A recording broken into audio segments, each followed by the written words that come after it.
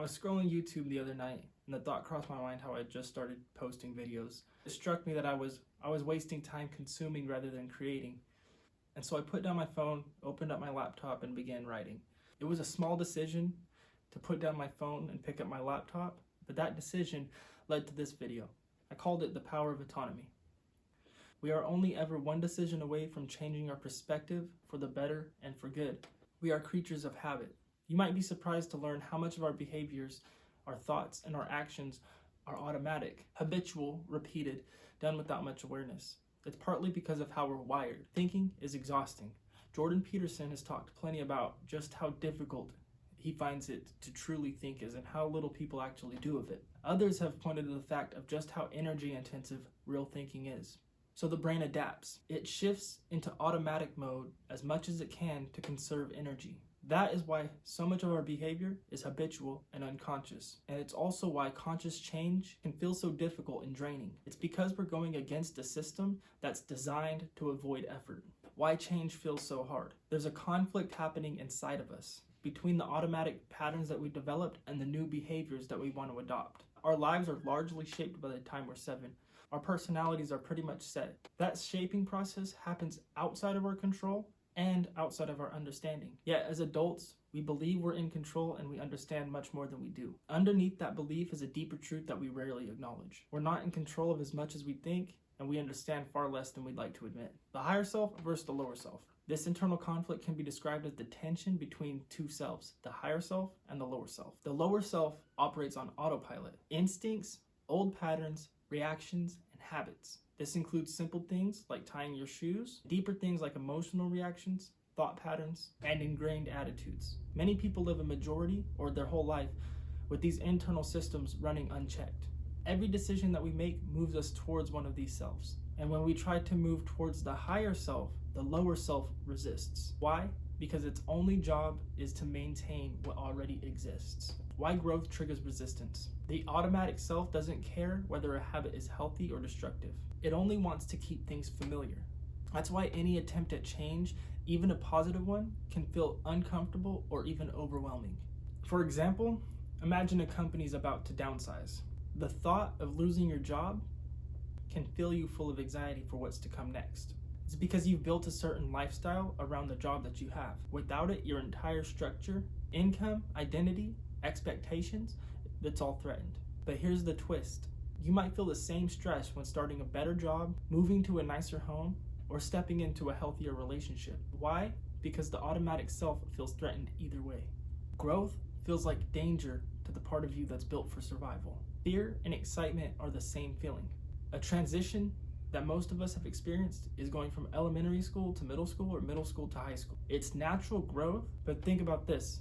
It brings fear and anxiety for some, and others just feel excited. These emotions, fear and excitement, are physically identical in the body. Short breath, racing heart, dilated pupils. The only difference is our perception of the event. We feel excitement for an outcome that we desire. We feel anxiety for an outcome that we don't desire. Reactions are internal. Take a roller coaster, for example. Some people love them, some people avoid them, and some people get on them despite the fact that they're terrified. All different reactions to the same situation.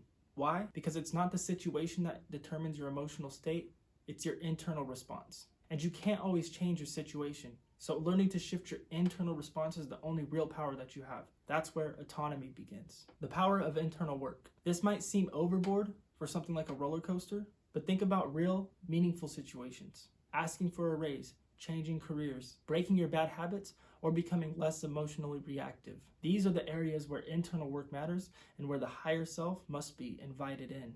The higher self is the one that chooses not to argue unnecessarily, who focuses on creating rather than numbing, and who pursues their desires with courage. The lower self is the opposite, impulsive, reactive, and avoidant. For most of us, that's the starting point.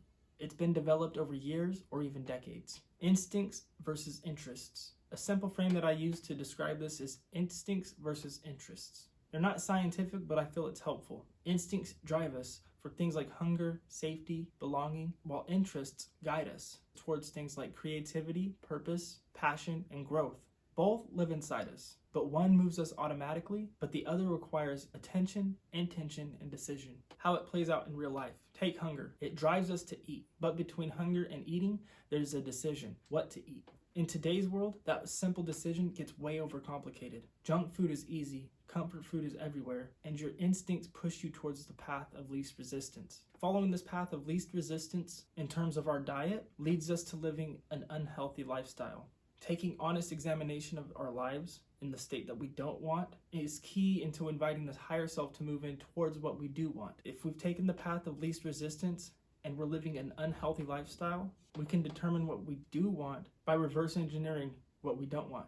From the unhealthy starting point, we can begin to define a healthy ending point where we would like to be. So we develop an interest in health. Then there's a new possibility. You can still feel hungry, but instead of being driven on the path of least resistance, you become guided through the interests of the higher self. You choose differently, not because hunger disappears, but because you've identified a better outcome.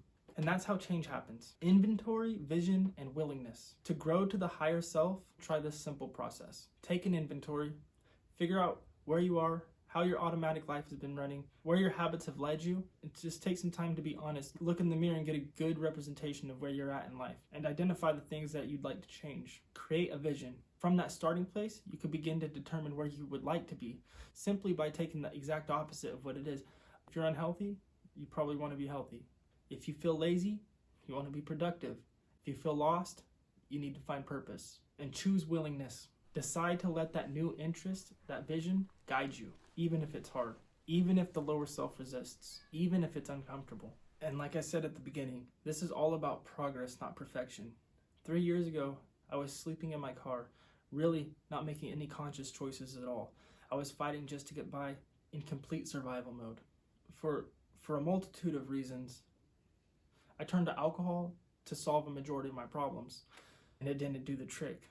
But it numbed my mind to all the situations that I wasn't willing to face. The future of the self that didn't make the decision to stop drinking and start taking steps towards a higher self probably doesn't even exist. I don't know how far I would have made it. It really does seem like two completely different people. The future version of you. There are two versions of you in the future. One who chose to change, who followed the interest, who took steps towards their higher self, and one who stayed unaware, unchanged, still driven by the automatic self. The more dire the situation, the easier it is to see the difference between these two paths. When I stopped drinking, it was obvious. One road led to life, the other death. But what about the subtler choices? What about choosing to read instead of scroll, to write instead of waste time, to be kind instead of defensive?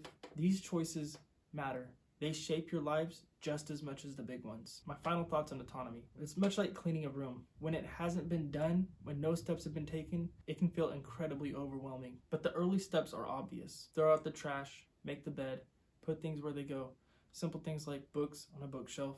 But the closer you get to being finished, the less obvious the next steps become, especially if you're a beginner. Cleaning up the mess is a little bit easier than creating something that you can appreciate. And I would much rather live life by design rather than by default. This is the nature of growth. You won't always know exactly what to do next, but you can always return to this truth. You can't control every situation, but you have the power to shape your response.